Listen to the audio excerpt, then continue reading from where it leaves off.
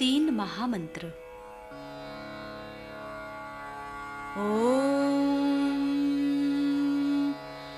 त्वमेव साक्षात् श्री महालक्ष्मी महासरस्वती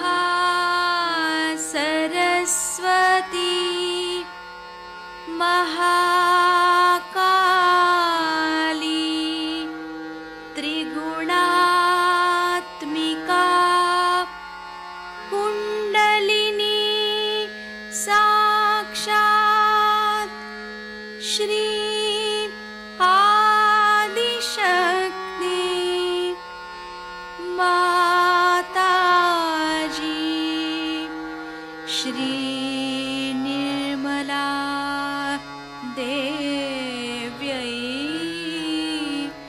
नमो नमः। ॐ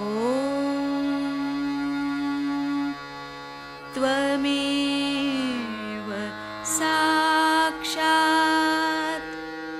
श्री कल्की साक्षात् श्री आदिशक्ति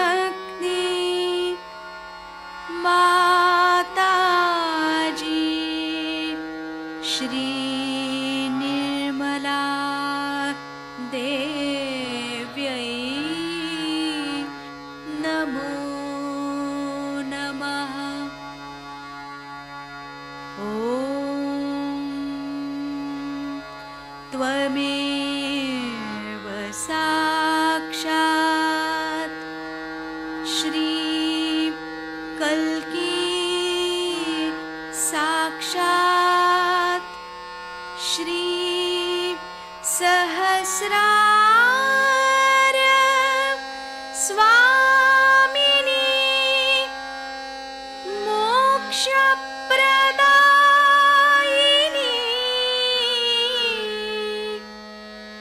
माताजी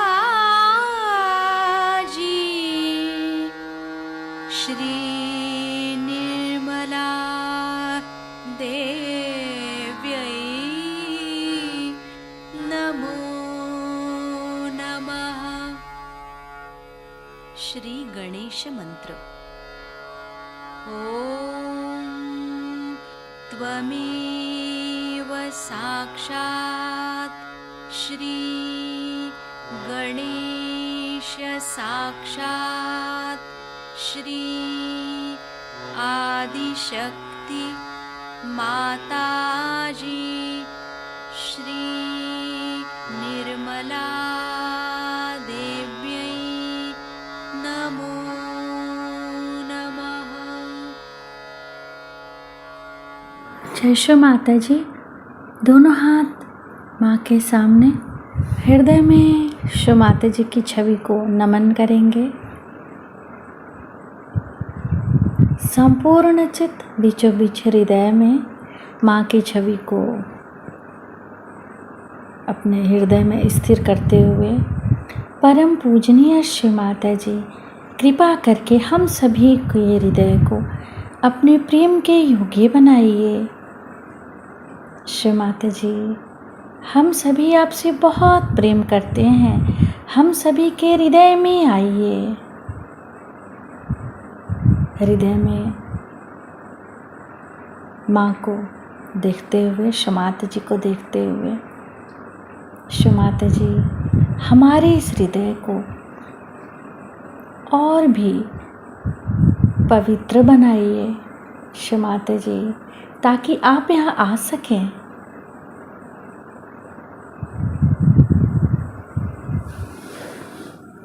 धीरे धीरे अपने संपूर्ण चित्त को दोनों हाथों पे, एक एक अंगुलियों पे, श्री माता जी हम सबको क्षमा कर दीजिए, हम सभी अज्ञानी हैं।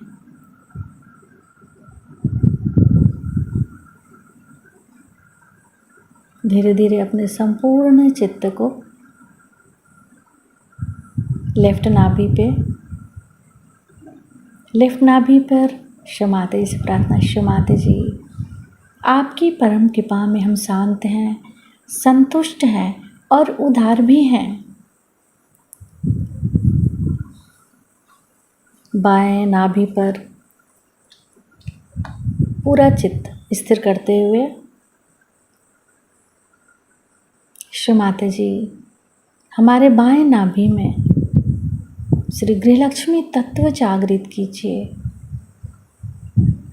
मंत्र ओम त्वमेव साक्षात श्री गृहलक्ष्मी साक्षात श्री आदि शक्ति माता जी श्री निर्मला देव्यै नमो नमः। क्षमाते जी, आपकी परम कृपा में हम शांत हैं, संतुष्ट हैं और उदार भी हैं। कृपा करके हमारे बाएं नाभि में अपना संपूर्ण चित्त आशीर्वादित कीजिए।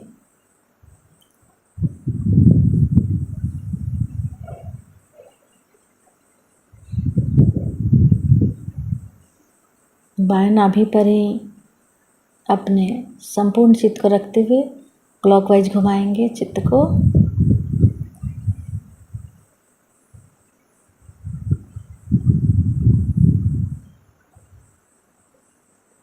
माता जी, आप ही तो श्री गृहलक्ष्मी भी हैं। कृपा करके हमारे बाएं नाभि में जागृत हो जाइए।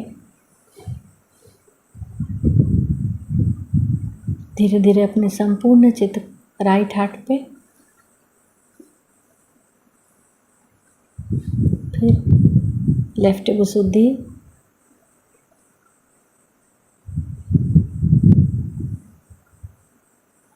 लेफ्ट आज्ञा, सहस्त्रार। सहस्त्रार पर माँ से प्रार्थना। क्षमाते जी, हम आपकी अमृतवाणी को सुन सके ऐसी कृपा कीजिए। कृष्ण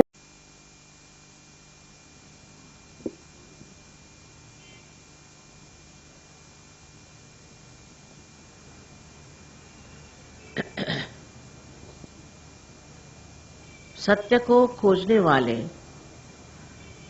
आप सभी साधकों को हमारा प्रणाम।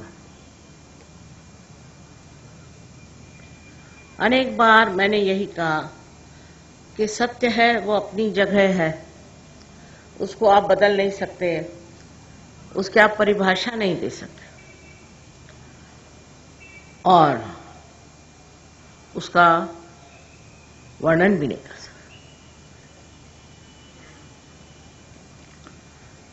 विशेषकर इस महाराष्ट्र में अनेक साधु संत हो गए, बहुत उच्च श्रेणी के लोग इस महाराष्ट्र में हो, इसमें कोई शक नहीं। और इतने साधु संत किसी भी स्टेट में नहीं, किंतु महाराष्ट्र के बारे में मैंने जो अनुभव किया वो इतना अच्छा नहीं। मेहनत बहुत की महाराष्ट्र में, क्योंकि ये भूमि विशेष रूप से परमात्मा ने बनाई हुई। यह अष्टविनायक का राज्य है और महाकाली, महालक्ष्मी, महासरस्वती तीनों देवी यहाँ अधिष्ठित है।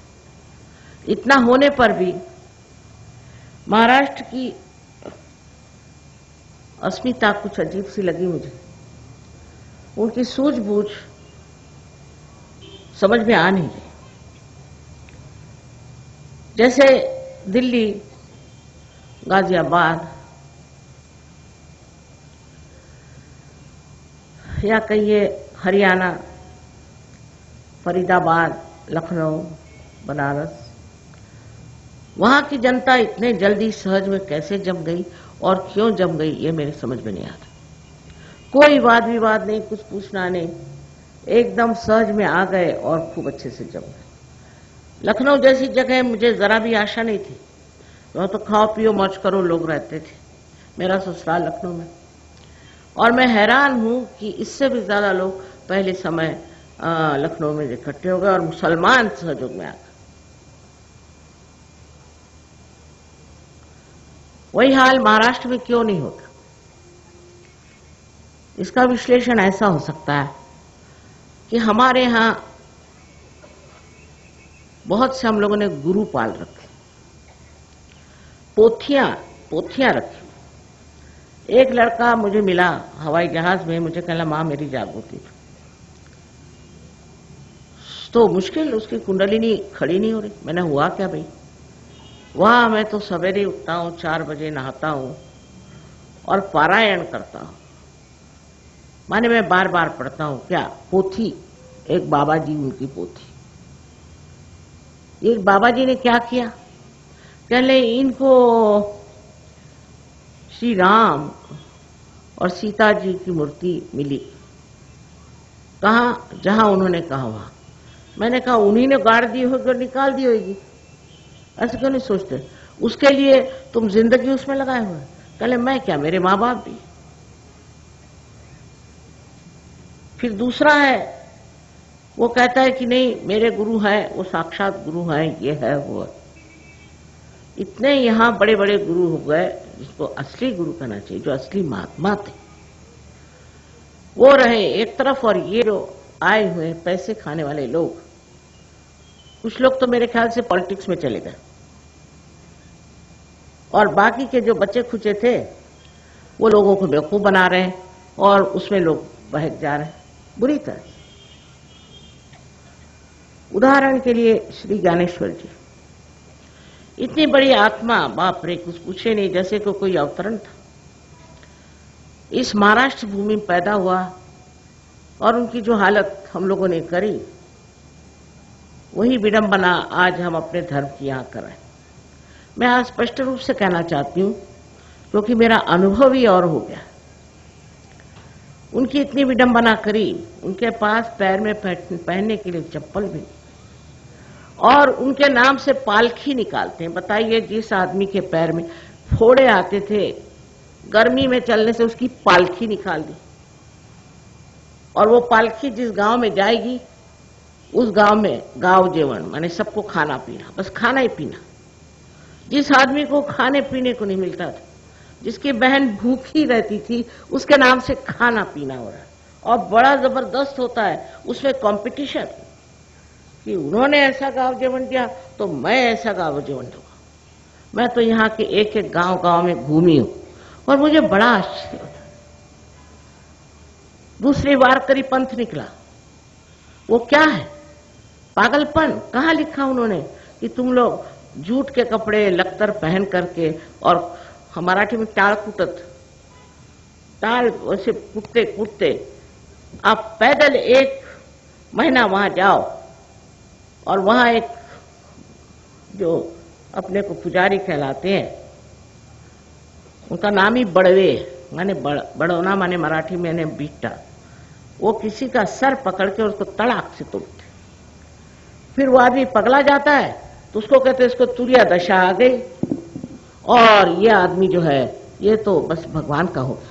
बताइए, जब ऐसे 2-4 देखे तो मुझे समझ में नहीं आया। मैंने कहा इस तरह के पाप कर्म ये लोग करेंगे तो कहां जाएंगे? उसके बाद गवर्नमेंट ने ले लिया तो भी क्या। और तीसरी अजीब चीज देखी मैंने कि सर पे तुलसी का पूरा पौधा उसके मिट्टी के सहित और उसके कुंडी के सहित सर पे ले करके और पैदल औरतें मीलों चल के आनंदी जाती। ये किसने बताया? ये कौन से धर्म में? ये श्री ज्ञानदेव जी के इतने बड़े चरित्र पे बहुत बड़ा कलंक हम लोग लगा रहे हैं। इतनी बड़ी बेवकूफियां हम लोग करते हैं जिसकी कोई हद ही नहीं है। इतने महान यहां हुए, क्या यही वजह है कि हम इतने महामूर्ख हो गए? आज मैं इसलिए कह रही हूं कि मेरा जी टूटता है जब मैं देखती हूं कि इस तरह से हम इतने बड़े महान आत्माओं के नाम पर इतनी गंदगी कर रहे हैं।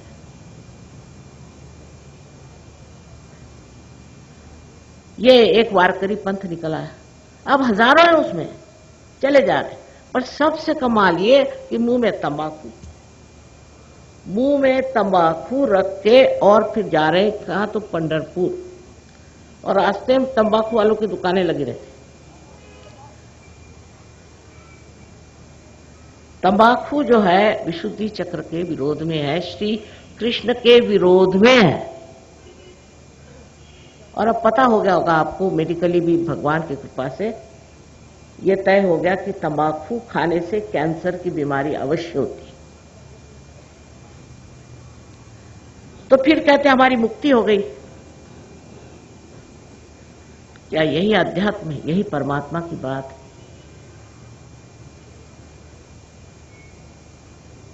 इसी तरह से न जाने कितने ही लोग, यहाँ एक साहब थे, मुझे उन पर बड़ा ये लगा कि ये क्या लोगों को ये सत्यानाश कर रहे हैं। तो मैं उनसे मिलने गई, तो नीचे में खाना बन रहा था। तो वहाँ जो ब्राह्मण लोग थे बेचारे खाना बना रहे थे, उन्होंने कहा 2 तो निमोनिया से मर गए और मैं भी मरने वाला हूँ। मैंने कहा क्यों? मराठी में शब्द है ओलितीने, यानी गीले कपड़े से खाना बनाना। तो कल हम गीले कपड़े से खाना बनाते हैं और वो 5वीं मंजिल में है, यहाँ लिफ्ट नहीं कुछ नहीं, हम ऊपर चढ़ के जाते हैं गिरगांव में और उनको खाना देते हैं। क्या सन्यासी को ये सब शोभा देता है? ये अपने को गुरु कहलाते हैं और इनका रहन सहन देखो, इनके तौर तरीके देखो तो समझ में आता है कि ये पैसे के लालची, औरतों को लालची और बहुत ही नीचे तरह के लोग। और उनके पीछे दीवाने हैं महाराष्ट्र लोग। महाराष्ट्र में रहने वाले, उनके साथ साथ हमारे यूपी के भैया भी खराब हो गए। अच्छा होता वहीं रहते।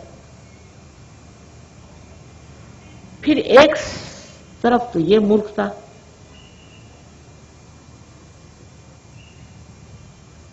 सिद्धि विनायक में आप जाइए तो देखिए तो लाइन ही लाइन लगी। लाइन क्या चाहिए तुमको बाबा? विनायक से क्या मांगा जाता है? नौकरी मांगने जा रहे हैं। ये क्या विनायक का काम है कि तुम्हें नौकरी आते? वो क्या देते? ये तो जानना चाहिए कि वो देते क्या। सुबुद्धि देते हैं। वहां सुबुद्धि लेने कोई नहीं जाता। जो लोग परमात्मा की तरफ पैसे के लिए जाते हैं वो कभी नहीं प्राप्त कर सकते। आत्मा की शांति और सुख, आत्मा का सुख, उसकी अनुभूति लेने के लिए जो लोग जाएंगे वही असल में भक्त है, वही साधक है। और इस तरह के बेकार के जो लोग काम करते हैं उनको किसी तरह से भक्ति नहीं कर सकते। एक अंत ये है। और दूसरा यहाँ के जो अपने को इंटेलेक्चुअल समझते, जो अपने को बड़े बुद्धिमान समझते, उसमें सरकारी नौकर साहब लोग, पढ़े लिखे कवि, लेखक आदि आदि आदि अनेक। और उसके अलावा यहाँ अंधश्रद्धा निर्मूलन वाले भी लोग बैठे हुए हैं, जिनको खुद ही नहीं मालूम कि श्रद्धा क्या होती है। वो क्या कहेंगे, वो क्या बोलेंगे? तो ये बुद्धि के चक्कर में घूम रहे हैं। अरे ये सब बेवकूफियां हैं, सब गलत बात है, ये है वो है। एक तरफ ये बेवकूफियां ये देखते हैं, एक तरफ वो बेवकूफियां को उसका पालन करते हैं। इसके बीचों बीच सत्य, इसके बीचों बीच पाने का। ज्ञानेश्वर जी को अगर कोई पढ़ता है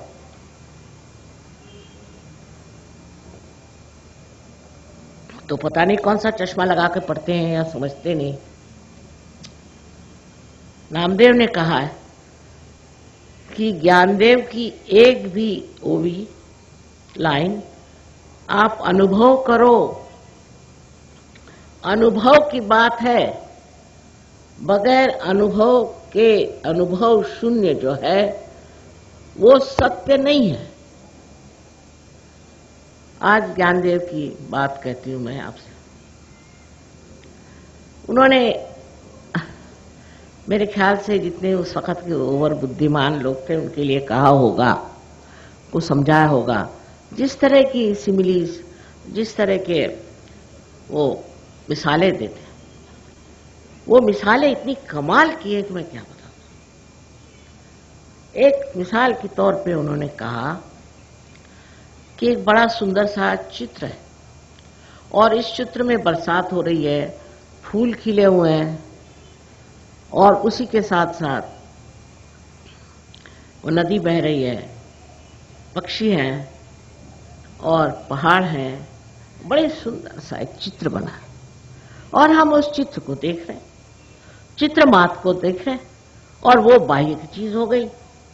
चित्र मात्र जो है एक बाह्य से हम उसे देख रहे हैं, पर अगर हमें उस चित्र के आनंद का अनुभव लेना है तो उस चित्र के अंदर घुसना होगा, क्योंकि इस बुद्धि से हम जो आनंद ले रहे हैं वो पूरा आनंद नहीं, उसके अंदर घुसना होगा, उसके अंदर सूक्ष्मता से घुसकर उसका अनुभव लेना पड़ेगा, तभी बौछारें हमारे ऊपर आएंगी, तभी हम आनंद से हो जाएंगे।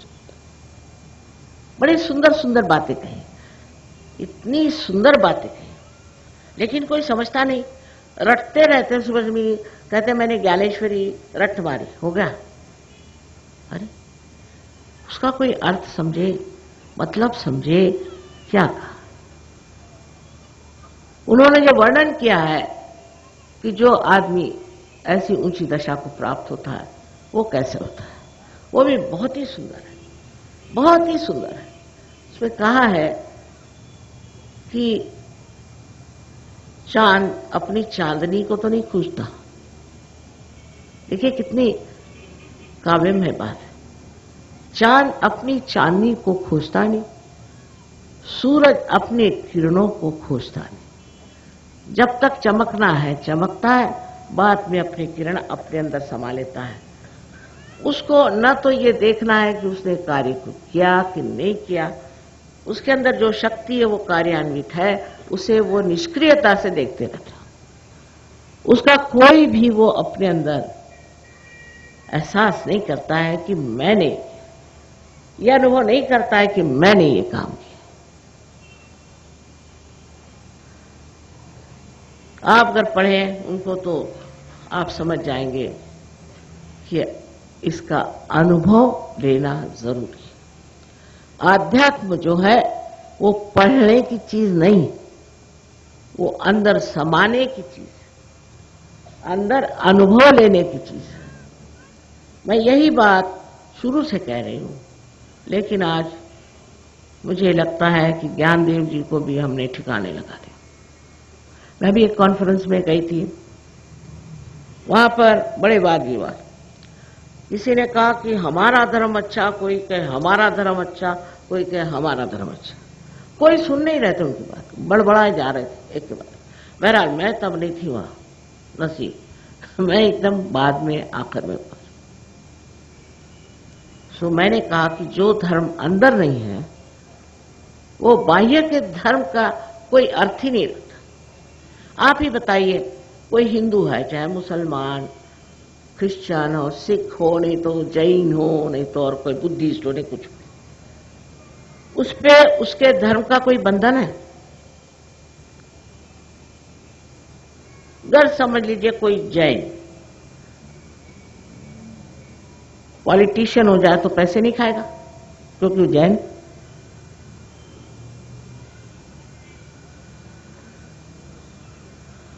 कोई हिंदू बड़ा अपने को हिंदू हिंदू का है, अगर उसको पैसा मिलता है तो क्या अपने देश को बेचेगा नहीं?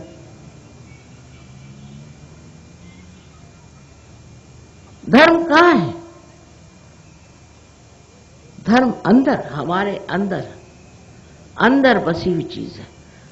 धर्म का मतलब है कि आपके जीवन के हर एक क्षण में सूक्ष्मता से भी आप अधर्म कर ही नहीं सकते, कर ही नहीं सकते।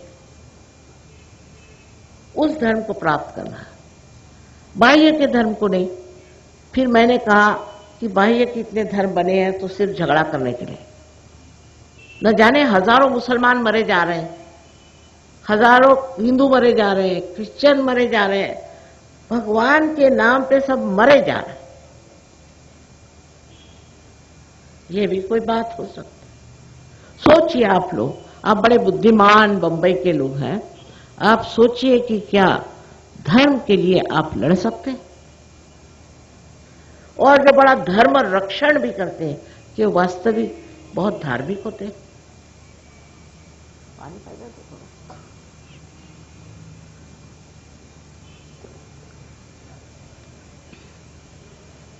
मैंने ये बात कही कि साहब रोम में मैंने बात कही कि धर्म एक होता है। विश्व का धर्म अपने अंदर बसा हुआ निर्मल, उसमें कोई कालिमा नहीं होनी चाहिए। वो विश्व का धर्म स्थापित होना चाहिए। तो वहां के जो कैथोलिक चर्च वाले थे वो बड़े घबरा गए। उनका कभी विश्व का धर्म हम नहीं चाहते, हम तो चाहते अलग अलग धर्म, कैथोलिक अलग हो, प्रोटेस्टेंट्स अलग हो, और उसी प्रकार हर एक धर्म अलग अलग अलग अलग हो। मैंने कहा किस लिए? आपस में लड़ने के लिए? आप अलग अलग धर्म क्यों चाहते हैं? नहीं तो आप किस बहाने से लड़ाई करेंगे? अगर एक धर्म हो जाए सारे संसार में तो फिर आप कैसे लड़िएगा? और वो भी एक धर्म जो आपके अंदर जागृत हो गया। उस धर्म की जागृति हुए बगैर कोई भी चीज ठीक नहीं हो सकती। अगर आप कहें कि हमें शांति चाहिए तो शांति का यज्ञ करो, ये करो, वो करो, उससे कुछ नहीं होने वाला। मनुष्य का पूरी तरह से परिवर्तन हुए बगैर ये संसार ठीक नहीं हो सकता। और ये आज का जो समय है ये विशेष है। इसको मैं कहती हूँ ब्लॉसम टाइम। ये समय है जिसको कि लास्ट जजमेंट कहा गया है, जिसको कुरान में क़ियामा कहा गया है, और हम लोग भी इसको बहुत बड़ा एक संक्रमण का समय मानते हैं। अनादिकाल से इसके ऊपर बहुत भाष्य हुए हैं। इतना ही नहीं, भविष्य हुए। ये विशेष काल है जो इस कल युग में ही होने वाला काम है, जहां हजारों लोग जो है गिरी कंदरों में सत्य को खोज रहे थे उसे पाएंगे। वो यही समय, यानी एक विशेष समय है। आप विशेष लोग, और इसे पाने के अधिकारी आप ही, और आपको ये प्राप्त होना चाहिए। पर आप अगर कोई बड़ा भारी अफसर है तो उसकी खोपड़ी खराब, वो क्यों ऐसे काम करेगा? दूसरे कोई है तो वो म्यूजिक के बड़े भारी कहना चाहिए कि मशहूर है, वो क्यों अपनी खोपड़ी खराब करे? तीसरे हैं वो बहुत रुपया बना रहे हैं, वो क्यों अपनी खोपड़ी खराब करें? और फिर जब उन सब चीजों से आप पे तकलीफ आती है, विपत्ति आती है, तब फिर आपकी आंख जगती है। जैसे कि आप कोई बता रहे थे कि साहब आजकल तो बिल्कुल रिसेशन आ रहा, पैसा है ही नहीं, तो इतना बड़ा आपने इकोनॉमिक्स खड़ा किया तो यह हालत क्यों हो गई? क्यों हो गई? क्या बात? उसमें धर्म नहीं है, और वो भी धर्म जो हमारे अंदर है। उस धर्म की जागृति होते ही सबसे पहली बात मनुष्य में होती है कि वो शांति में समा जाता है। शांति के सागर में आनंद की लहरें, ऐसा आनंदमय उसका जीवन हो जाता है। और उसके लिए पंढरपुर जाने की जरूरत नहीं, द्वारिका जाने की जरूरत नहीं, कहीं जाने की जरूरत नहीं, अपने ही अंदर।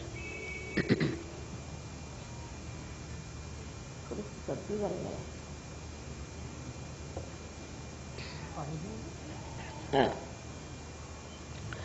अब प्रदेश में तो बहुत काम हो रहा है। रशिया में आपसे चौगुने लोग आते हैं एक एक प्रोग्राम में। मान लीजिए बात को, हमेशा स्टेडियम में प्रोग्राम होता है। अब उन रशियन लोग क्यों आते हैं साहब? वो पूछते हैं कि माँ रशियन पे आपकी कृपा क्यों? मेरी तो कोई ऐसी कृपा नहीं विशेष, लेकिन क्यों आती? क्योंकि कम्युनिज्म की जो आपदाएं हैं, तकलीफें हैं, विपदा हैं, उसको बहुत उठाया हुआ है, उसे परेशान हो। और दूसरी तरफ उनके अंदर किसी भी तरह के ऐसे संस्कार नहीं कि तुम हिंदू हो कि मुसलमान हो कि क्रिश्चियन हो कि ये हो कि ऐसे हो कि वैसे, कुछ एकदम क्लीन स्लेट कहते हैं ना, ऐसे एकदम साफ सुथरे। वो सहयोग में ऐसे बैठे और बैठते साथ जम गए। महाराष्ट्र में ये जरूर है, महाराष्ट्र में ये है कि आप पार हो जाएंगे, वो तो क्षण भर में हो जाते हैं, क्योंकि भूमि ऐसी बड़ी, आपके पूर्व पुण्य बहुत बड़े, तभी आप इस भूमि में पैदा हुए। महाराष्ट्र के भूमि में पैदा होने वाला आदमी न जाने कितने पुण्यों के बाद हुआ, न जाने कितने पुण्य उसने कमाए, और जिसके कारण वो यहां पैदा हो। अब उस पुण्याई का ये हाल हो गया है कि सब कुछ भूल गए और न जाने क्या करते रहते। वैसी वहां बात नहीं। रशिया के लोग सीधे सरल, दबे हुए, कुचले हुए, और उनको पैसे का इतना समझ नहीं।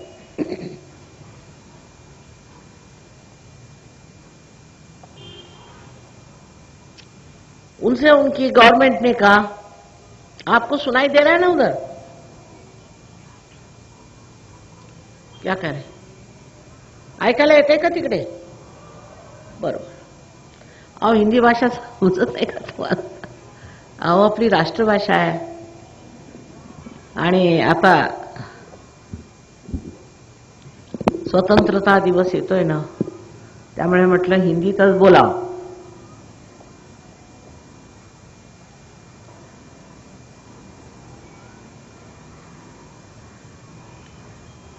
पर राष्ट्र के प्रति भी एक धर्म,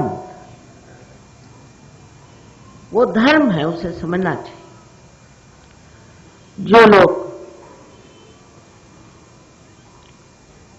पॉलिटिक्स में गए हैं, राजकारण में गए हैं, उनको ये याद रखना चाहिए कि हमें नाम कमाना है, पैसा नहीं. पैसा कमाना है तो बिजनेस में जाओ, वहां आप नाम कमाने हैं. शास्त्री जी, लाल बहादुर शास्त्री का नाम आज भी लो तो लोग नतमस्तक हो जाते हैं.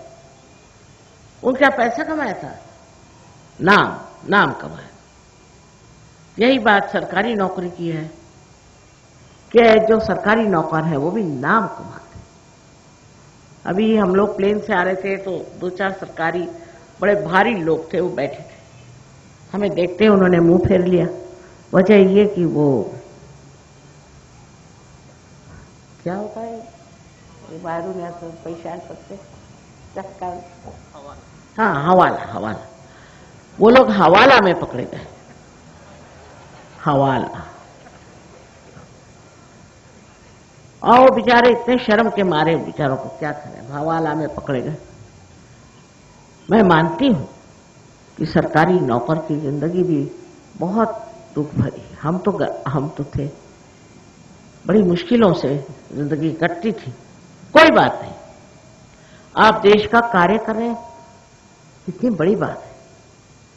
और इतना ही नहीं, आप देश को सुधार रहे हैं, देश की मदद कर रहे हैं. इससे बढ़ के और क्या आप कर सकते हैं? और कौन सी ऐसी बड़ी भारी आप पदवी पा सकते हैं कि आप देशभक्त हैं? देशभक्ति की जिसने पदवी पाली, वो आधा तो स्वर्ग में चला गया, समझ लो. और जिसमें देशभक्ति है ही नहीं, उसे बात करना भी व्यर्थ है. धर्म की, आध्यात्म की, देशभक्ति के बगैर कुछ नहीं हो सकता.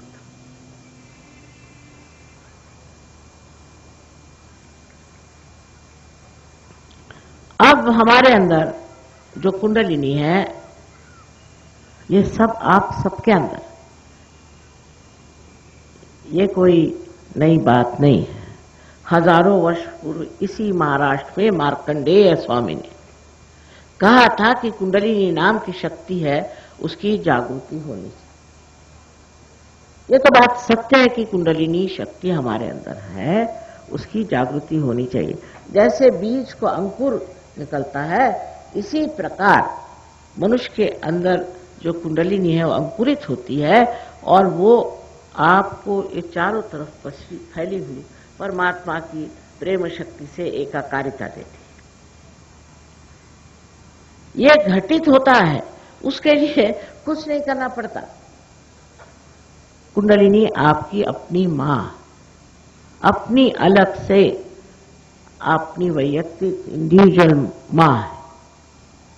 वो आपको फिर से जन्म देने के लिए लालायित, आपके बारे में सब कुछ जानती है और अत्यंत प्रेम से चाहती कि आप इस दूसरे जन्म को प्राप्त हो। अब सब धर्मों में लिखा है कि आपका दूसरा जन्म होना चाहिए। ऐसा कौन सा धर्म है जिसमें नहीं लिखा? लेकिन अगर आप अपने ही माथे पे लिख के घूमे कि हमने तो ब्रह्म को जाना, मतलब क्या?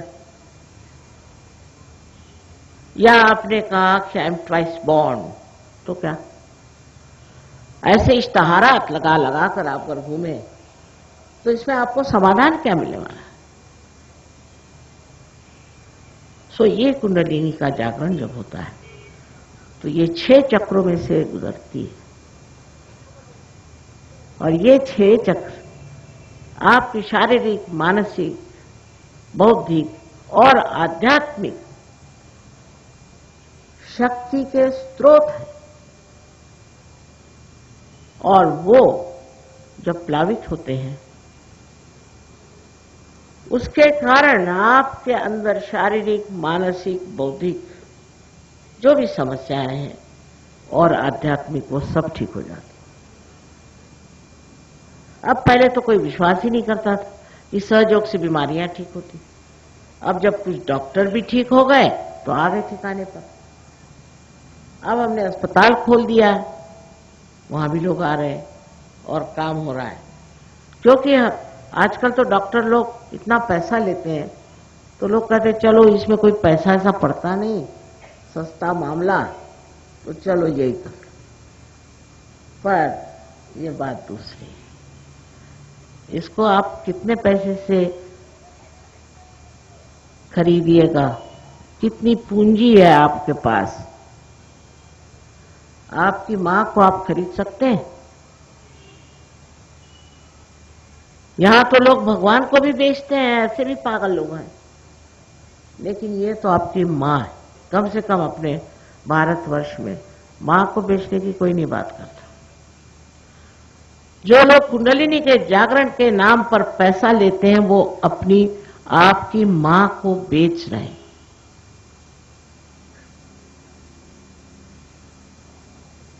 इसको आप क्या पैसा देंगे?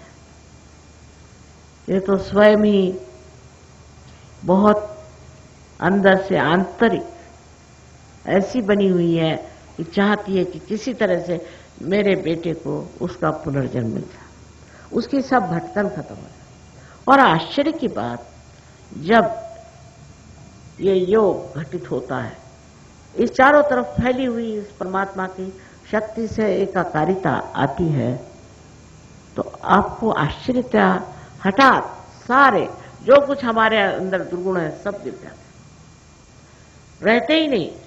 जैसे कोई कमल का फूल खिल गया और उसने सारे सरोवर को सुरभित कर दिया।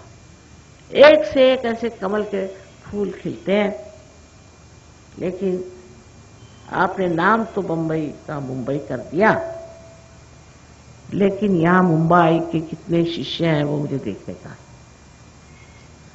नाम बदलने से क्या हुआ?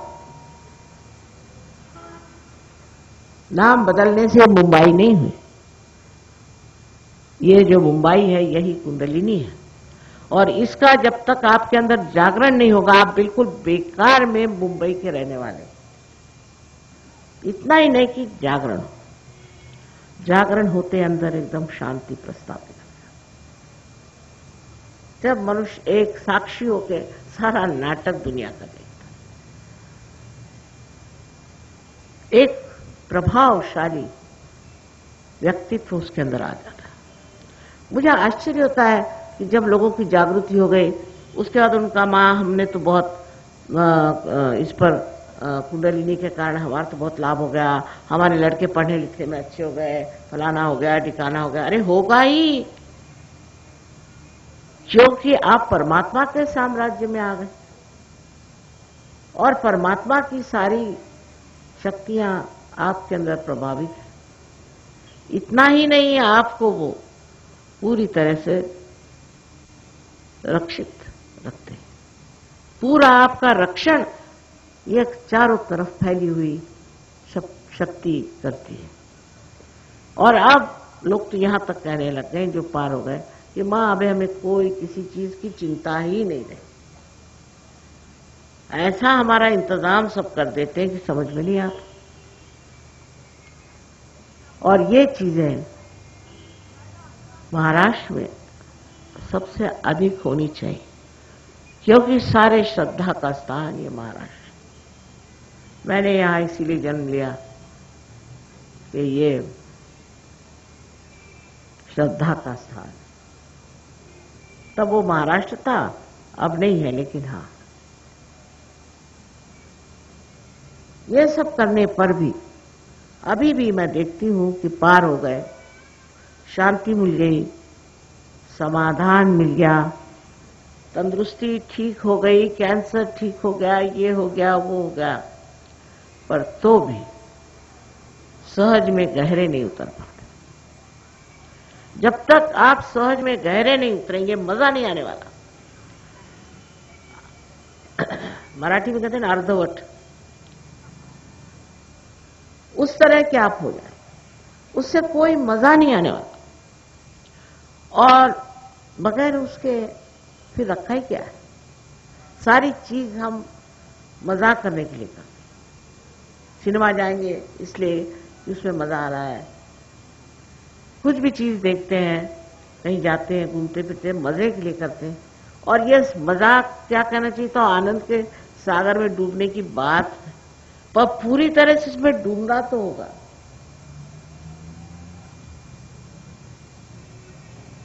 और जब ये हो जाता है तब कोई शिकायत नहीं रहती। नहीं तो यही कि मेरा बाप ठीक नहीं, मेरी माँ ठीक नहीं, मेरी नौकरी नहीं, मेरी शादी नहीं होती, ऐसी चिट्ठियां मेरे पास आती रहती है यहाँ तक बड़ी, विशेषकर महाराष्ट्र में।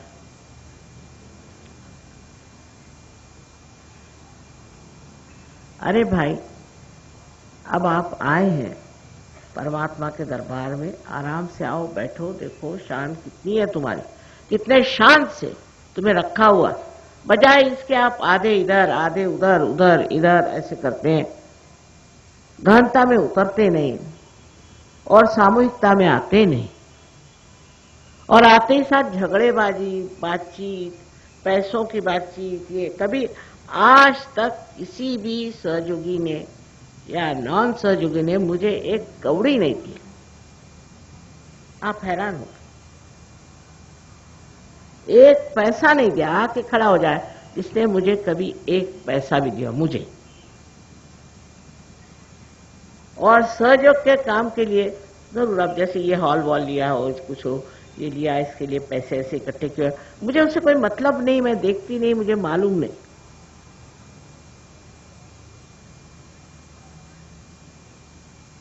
लेकिन बातें चल जाएंगी, गड़बड़ शड़बड़ बातें उठेंगी, ऐसे से कोई सहयोग चलने वाला।